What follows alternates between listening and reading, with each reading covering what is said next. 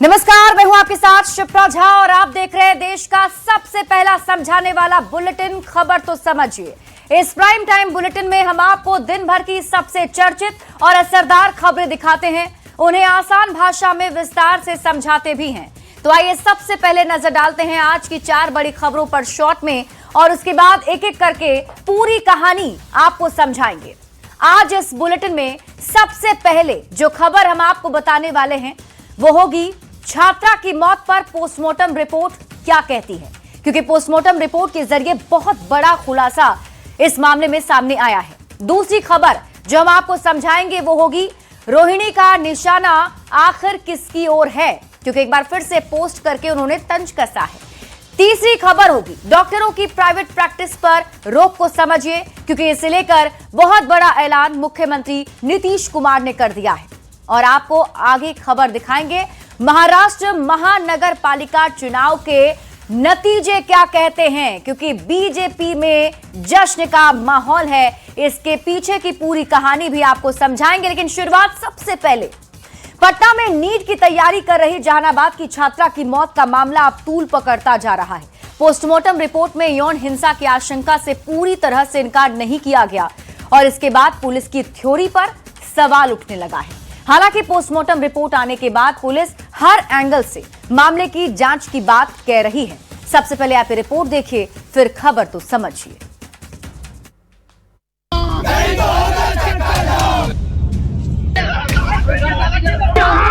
पटना में मेडिकल की तैयारी कर रही जहानाबाद की छात्रा की मौत के मामले में अब नया मोड़ आ गया है। पोस्टमार्टम रिपोर्ट में छात्रा के साथ यौन हिंसा की आशंका से पूरी तरह इनकार नहीं किया गया है, जिससे घर वालों के आरोपों को बल मिला है। प्रशासन के लोग, हॉस्टल के लोग और हॉस्पिटल के लोग, सारे लोगों ने पैसा खाया है, काफी मोटी रकम का पैसा खाया है। ऐसे बड़े लोगों के हाथ है। पुलिस और प्रशासन पहले इन आरोपों को लगातार खारिज करता रहा। पटना के एसएसपी ने भी यह कहते हुए यौन हिंसा की आशंका को खारिज किया था। प्रथम दृष्टया ऐसे कोई साक्ष्य नहीं मिले हैं, लेकिन पोस्टमार्टम रिपोर्ट आने के बाद अब वो हर एंगल से जांच की बात कह रहे हैं। अभी तक का हम लोग को आया है, जो डॉक्टर का रिपोर्ट है, जो डॉक्टर के द्वारा स्टेटमेंट दिया गया है, इसमें किसी भी तरह का सेक्सुअल अब्यूज की बात नहीं आई अभी तक। पोस्टमार्टम रिपोर्ट अभी नहीं मिला है, क्योंकि पोस्टमार्टम रिपोर्ट अभी कल आया है और उसमें इस तरह की बातें लिखी गई हैं, तो हम लोग फिलहाल उसी को सत्य मानते हुए चल रहे हैं। क्या अस्पताल प्रबंधन की भूमिका की भी जांच की जाएगी? इसमें हर एंगल पे जांच किया जाएगा। और पोस्टमार्टम रिपोर्ट के बाद पटना पुलिस की थ्योरी के साथ साथ और भी कई सवाल खड़े हो रहे हैं। सवाल ये कि बिना पोस्टमार्टम रिपोर्ट के पुलिस ने यौन हिंसा को क्यों नकारा? क्या हॉस्टल संचालक को बचा रही थी पुलिस? हॉस्टल संचालक के राजनीतिक रसूख ने दबाव बनाया? गायनोलॉजिस्ट से बयान किसने दिलवाया? क्या हॉस्टल संचालक और अस्पताल के बीच मिलीभगत थी? इन सवालों के जवाब जानना बेहद जरूरी है, क्योंकि छात्रा की मौत के बाद से ही घर वाले रेप के बाद हत्या का आरोप लगाते रहे हैं। साथ में पुलिस और अस्पताल की भूमिका पर भी सवाल खड़े करते रहे हैं। किसकी करतूत हो सकती है? हॉस्टल वाला, डॉक्टर वाला और दरोगा, तीनों मिल के ये इसमें गुनहगार हॉस्टल वाले तीनों मिल के करे, एक मिल के नहीं किए। फिलहाल पुलिस ने शंभू गर्ल्स हॉस्टल के मकान मालिक मनीष कुमार रंजन को अरेस्ट कर लिया है। छात्रा की मौत कैसे हुई और उसके पीछे की सच्चाई क्या है, इसका खुलासा आने वाले दिनों में जांच के बाद ही हो पाएगा। न्यूज़ 18 के लिए पटना से धर्मेंद्र कुमार और जहानाबाद से राजीव विमल के साथ ब्यूरो रिपोर्ट। तो छात्रा की मौत मामले में अब जब पोस्टमार्टम रिपोर्ट से बड़ा खुलासा हुआ है तो कई सवाल उठ रहे हैं। उन सवालों पर हम जाएंगे, लेकिन सबसे पहले नीट छात्रा की मौत मामले की पूरी टाइमलाइन आप समझ लीजिए, कब क्या क्या हुआ। तो 5 जनवरी को घर से शंभू गर्ल्स हॉस्टल लौटी 17 साल की छात्रा। फिर 6 जनवरी को रात में उसने खाना खाया और उसके बाद कमरे में सोने चली गई। उसके अगले दिन यानी 7 जनवरी को कमरे में बेहोशी की हालत में छात्रा मिली, जिसके बाद हॉस्पिटल में एडमिट कराया गया। 7 से लेकर 10 जनवरी तक यानी कि 3 दिन तक इलाज के लिए अस्पताल में भर्ती रही, लेकिन 11 जनवरी को इलाज के दौरान अस्पताल में ही मौत हो गई। फिर 12 जनवरी को छात्रा का पोस्टमार्टम हुआ, यौन हमले की पुष्टि नहीं हुई। फिर 13 जनवरी को शव के साथ करगिल चौक पर परिजनों ने प्रदर्शन किया, फिर जिसमें 6 नामजद 150 अज्ञात पर केस दर्ज किया गया। उसके बाद 13 जनवरी को शंभू गर्ल्स हॉस्टल पर पथराव किया गया। 16 जनवरी को पोस्टमार्टम रिपोर्ट आई और यौन हिंसा की संभावना से इनकार नहीं किया गया। पोस्टमार्टम रिपोर्ट को फाइनल करने के लिए एम्स भेजा गया। 16 जनवरी को ही हॉस्टल के मालिक मनीष कुमार रंजन को पुलिस ने गिरफ्तार किया है। अब आप सवालों के जरिए खबर को समझिए। बिना पोस्टमार्टम रिपोर्ट के पुलिस ने यौन हिंसा को क्यों नकारा? सवाल यह भी बन रहा है कि गायनेकोलॉजिस्ट से बयान आखिर किसने दिलाया? सवाल यह भी, क्या हॉस्टल संचालक को पुलिस बचा रही थी? सवाल यह भी बनता है कि हॉस्टल संचालक के राजनीतिक रसूख ने दबाव बनाया। और सवाल यह भी पूछे जा रहे हैं, क्या हॉस्टल संचालक और अस्पताल में मिली भगत थी? क्योंकि कुछ ऐसा ही देखने को मिला। बयान बदलते चले गए, लेकिन अब देखना होगा कि पुलिस की टीम अब क्या कार्रवाई करती है। बढ़ते आगे और बात अगली खबर। अब हम आपको एक ऐसी तस्वीर दिखाने जा रहे हैं जो आपको शर्मसार कर देगी। लोग कितने निर्मम और संवेदनहीन हो चुके हैं, ये तस्वीर इस बात की गवाह है। सीतामढ़ी में एक किशोर मर गया, लेकिन लोग मछली लूटते रहे। आप ये रिपोर्ट देखिए।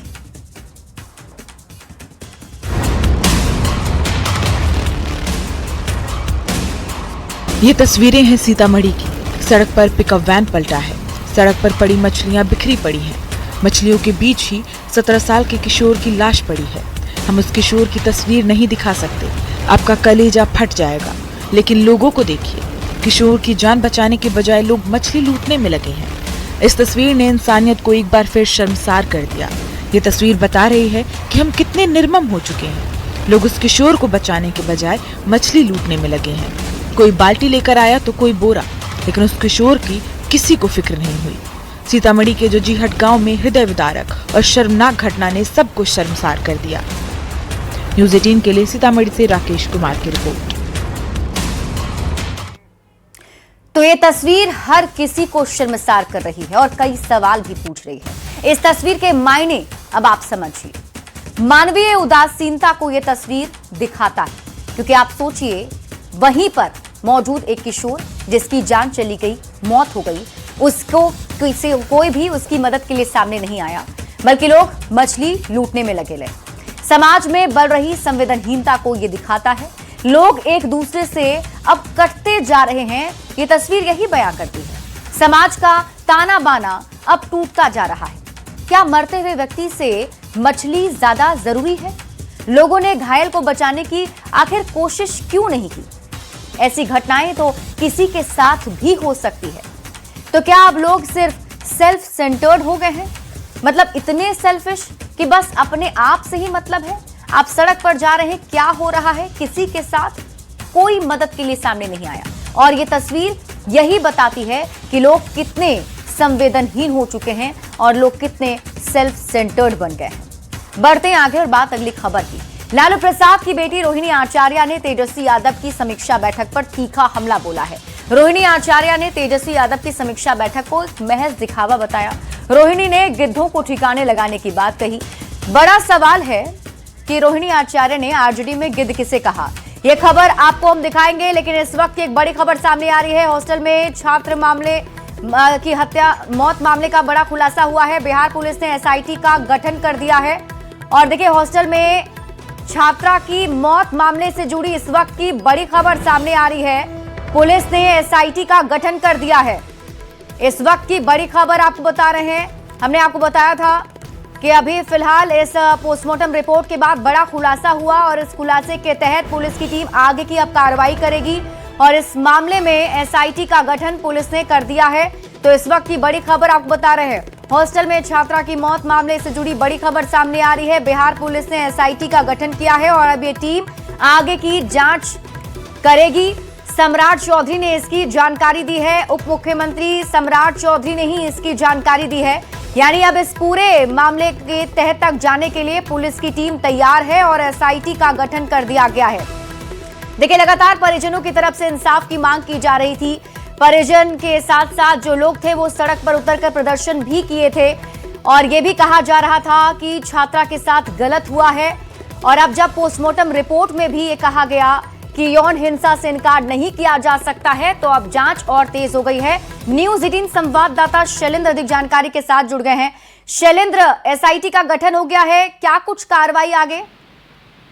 बिल्कुल, देखिए, जाहिर सी बात है कि जिस तरीके से ये घटना घटी और उसके बाद लगातार जब पुलिस पर ही सवाल उठने लगे तो सरकार ने अब एसआईटी का गठन कर दिया है और खुद इस मामले को गंभीरता से बिहार के गृह मंत्री और उप मुख्यमंत्री सम्राट चौधरी ने लिया। सम्राट चौधरी ने इसकी जानकारी भी साझा की है सोशल मीडिया पर और खास तौर पर उन्होंने पूरी रिपोर्ट भी मांगी है।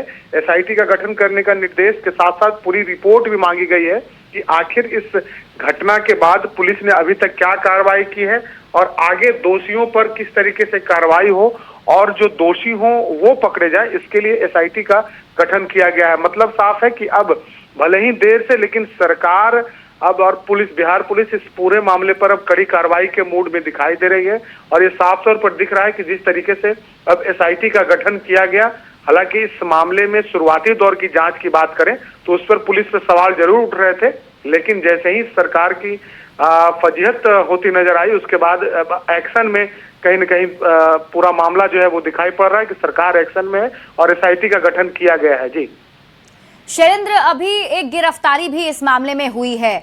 आगे क्या लगता है किस तरह से अब कार्रवाई बढ़ेगी, क्योंकि कई नाम भी बताए जा रहे हैं परिजनों की तरफ से शक के आधार पर? बिल्कुल, देखिए, पुलिस के सोर्सों से जो जानकारी मिल रही है कि पुलिस जिन लोगों का भी नाम सामने परिजनों की तरफ से दिया गया है, बताया गया है, उन लोगों की धरपकड़ के लिए छापेमारी और अन्य चीजें लगातार हो रही हैं।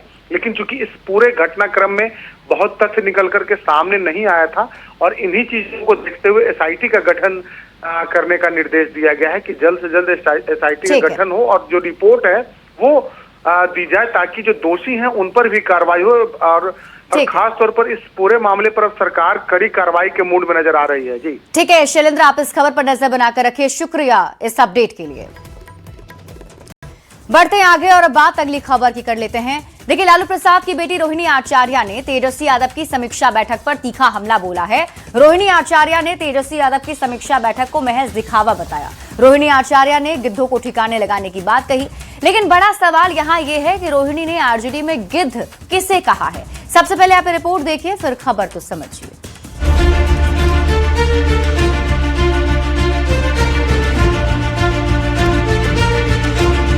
बिहार विधानसभा चुनाव में करारी हार के बाद ये तस्वीरें हैं आरजेडी की समीक्षा बैठक की। तेजस्वी यादव आरजेडी सांसदों के साथ हार पर मंथन कर रहे हैं, आगे की रणनीति तैयार कर रहे हैं। लेकिन इस समीक्षा बैठक पर तेजस्वी की बहन रोहिणी आचार्य ने सवाल खड़े कर दिए। रोहिणी ने सोशल मीडिया एक्स पर पोस्ट करते हुए लिखा,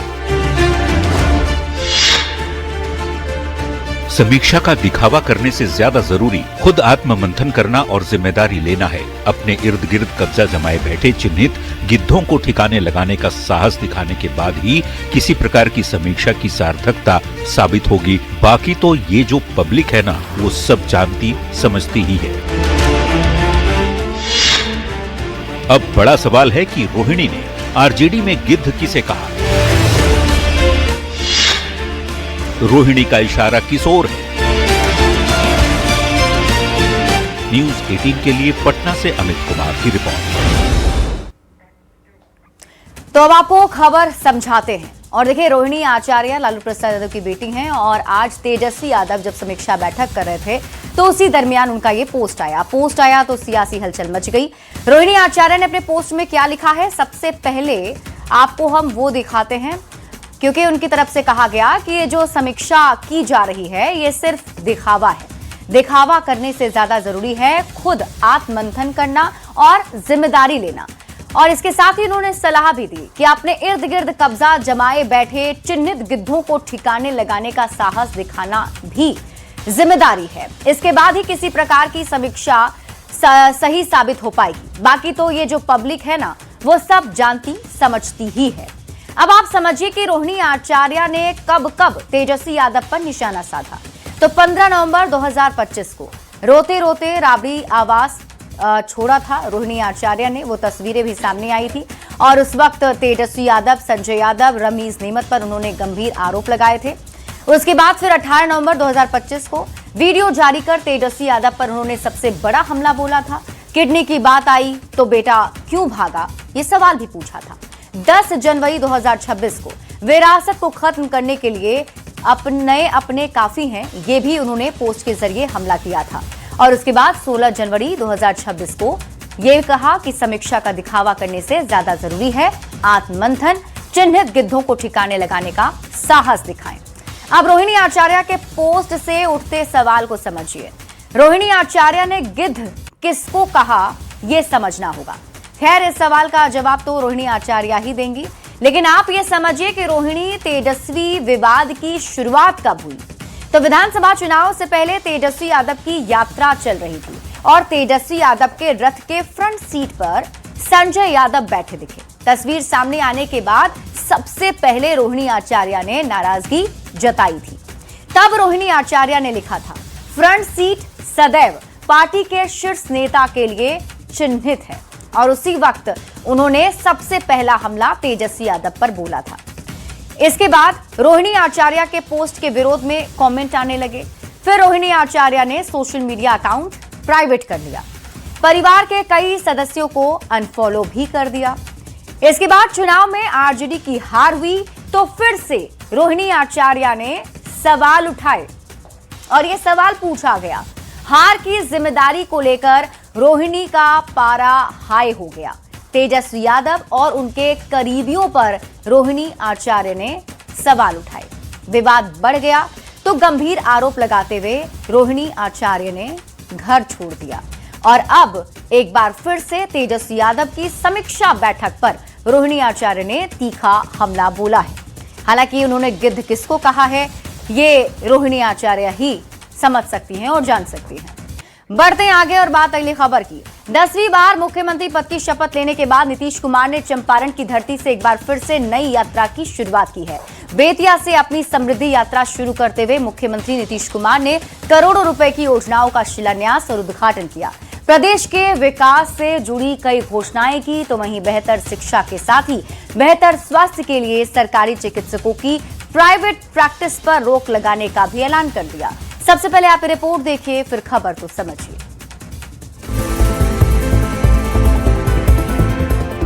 हर बार एक नई यात्रा से बिहार की सियासत की सूरत बदलने वाले मुख्यमंत्री नीतीश कुमार ने शुक्रवार से एक बार फिर नई यात्रा की शुरुआत चंपारण की धरती से की। इसे समृद्धि यात्रा नाम दिया गया है। नवंबर में छप्पर फाड़ जनादेश मिलने के बाद मुख्यमंत्री पहली बार खुले तौर पर जनता के बीच पहुंचे। नीतीश ने पश्चिमी चंपारण के बेतिया में करोड़ों की विकास योजनाओं की सौगात दी। सीएम ने कृषि प्रदर्शनी का भी उद्घाटन किया, साथ ही जीविका दीदियों से संवाद किया। जनसभा को संबोधित करते हुए गरीबी रेखा के नीचे पाए गए 94 लाख परिवारों को सीधे रोजगार से जोड़ने के लिए वादे के साथ ही 2-2 लाख रुपए देने की बात भी कही।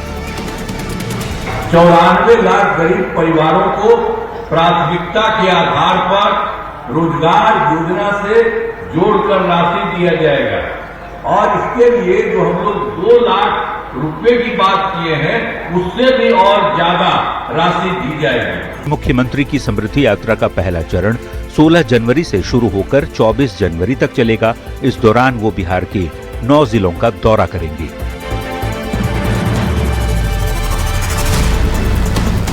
न्यूज 18 के लिए बेतिया से मुन्ना राज के साथ आनंद अमृतराज की रिपोर्ट।